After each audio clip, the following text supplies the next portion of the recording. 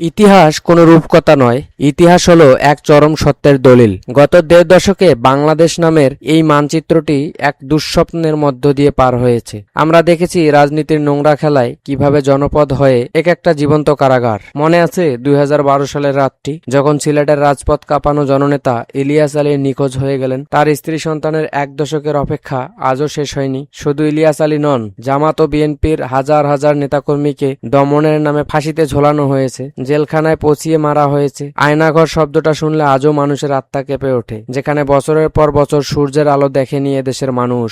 আর দেশের ৩বারের সাবেক প্রধানমন্ত্রী বেগম খালেদা জিয়া অসুস্থ শরীরে জীর্ণ কারাগারে দিন কাটিয়েছেন। ক্ষমতার লোভে নয়, বরং আদর্শের জন্য তিনি লড়াই করেছেন। তিনি তো স্পষ্টই বলেছিলেন, যে সংবিধান এক ব্যক্তিকে দানব বানায়, যে সংবিধান সাধারণ মানুষের কণ্ঠ রোধ করে, সেই সংবিধান আমরা ছুঁড়ে ফেলে দিব।